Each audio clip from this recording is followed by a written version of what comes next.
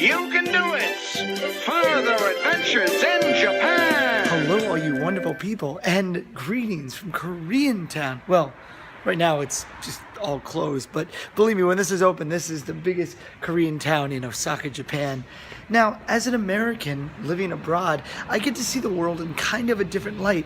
I get to see what a foreigner gets to see America like, but I feel a little more privileged because I am an American and I can vote, I can pay taxes, because I still have to pay taxes on the wages that I earn out here in Japan because I am American. I have to pay taxes to make sure that my country runs right, and I'm proud to pay that. And recently the president-elect Donald Trump has become elected, and hey, everyone that voted for him, great. Whoever didn't vote for him, I understand. It's a 50-50 nation. Unfortunately, 46% of us did not get out and vote, but hey, that's what it is. It's just life, and for 4 years we're gonna work with it. But as a former actor and someone who fancies himself in the media industry and really enjoys making stuff and making creations, I want to weigh in on what Hamilton means to me. Hamilton, if you didn't know, is a play about Alexander Hamilton, one of the founding fathers of America. It's a musical, and recently, which, by the way, this show is sold out almost every single day, but recently, Vice President-elect Mike Pence went to see the show Hamilton. When he entered the room, he was booed and cheered. It was kind of a mix of both.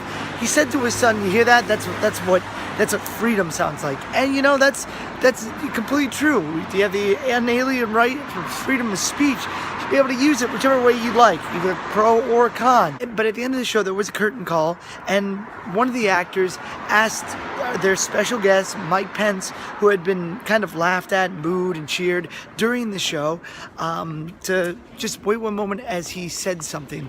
And he said that he was a little worried about the current administration and how it might not protect their rights. They were worried about that. And as you said, that's their right. They have the right to say that. As a public speech, it really was not anything that was extreme. It was just voicing their concern.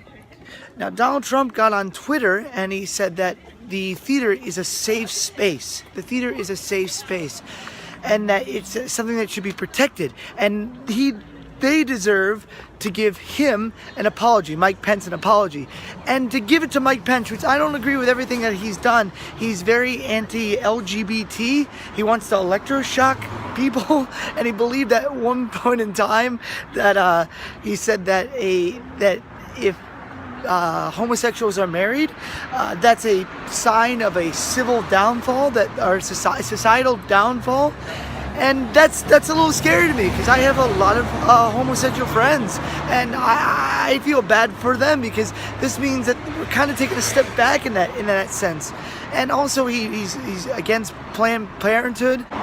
I gotta say that Mike Pence did handle it pretty well. He listened, and he didn't feel attacked like Donald Trump kind of said he did. But how can Trump go on a Twitter rampage saying that they deserve a safe space? This should be a safe space. How safe is a locker room where you can say, let's grab somebody by the pussy? Or why can he incite violence at his own political rallies? Saying, get that guy out of here. If you guys assault a protester, I'll pay your legal fees. That's inciting people to violence.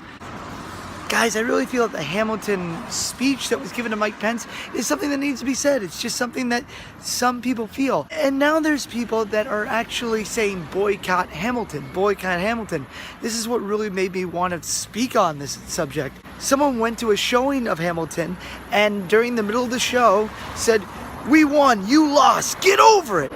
Apparently there was more said, but that's neither here nor there. Now, I understand if you don't like something, you tell everybody about it. You tell everyone, hey, don't do this, don't do that, don't do this. But before this, I had never heard of the musical Hamilton. Now, thanks to the boycott Hamilton movement, I know so much about it. And it doesn't seem like it's going to be sold out anytime soon. And going into a theater, a safe space, as Donald Trump said, and yelling at these actors is not going to solve that. What if you saw someone that you really liked or someone that you admired, and you're watching a show, in the middle of the show, someone just comes out to you and goes, blah, blah, blah, blah, blah, just screaming obscenities and upset. That's a heckler. That's a heckler. And now Trump said that there were cameras ablazing when they verbally assaulted Mike Pence. But that's theater. It's not a movie. A movie's a dead medium. When you watch a movie, you could be watching someone who's physically dead, hasn't been alive in 100 years in this film. And when you turn it on, it comes to life. But the theater is alive. The theater is a living organism. It can change. It can move. Sometimes theater becomes interactive, and this is one of those examples where theater becomes interactive. I don't want to strike everybody down. I don't want to insult anyone. I don't want to make anyone mad. I'm physically upset that so many people would go and protest a play over something that's a constitutional right. You can say whatever you want. You know, I'm lucky enough to be in Japan right now. People have fought for my right to be in Japan, to say what I'm saying right now. And you know what? I'm so happy about it, and I'm proud to be an American.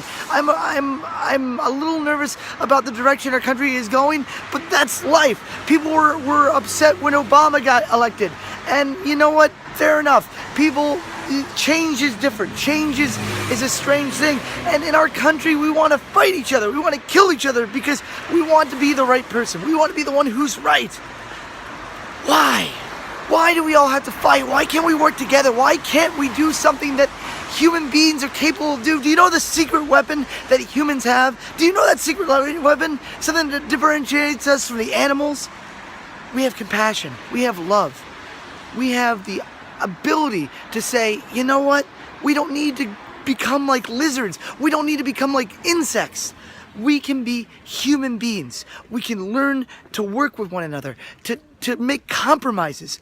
Folks, if anyone ever bothers you, if anyone ever upsets you, if anyone makes fun of you, just walk away and just say, you know, fine, that's your opinion. Great. That's wonderful. Guys, this world is a crazy place. We have people like Kim Jong-un. We have ISIS. The world is a scary, scary place. But you can change that. You can change that every single day. You can be a better person. And it's simple. All you have to do, hold the door for someone. Say thank you. Be kind. Be nice. It doesn't have to be crazy. Send a thank you letter. Do anything. Just focus on putting positivity first. Don't be a negative person. Don't instigate. Don't cause trouble. If someone smites you, well, you know what? Get away from them. Don't be around them. Don't be around those people. You be you. Always be you. Guys, I'm a proponent of peace, and I want the world to be a better place. There is no reason for war. There is no reason for fighting. And gosh darn it, we are Americans. We are united. And no matter what, that won't stop us from being the people that we are. So please, guys, think about it. Next time you have someone that upsets you, think about your secret weapon, your gift of compassion. As I always say, you can do it. I can do it. We can all do it. You guys, stay groovy. Have a wonderful night.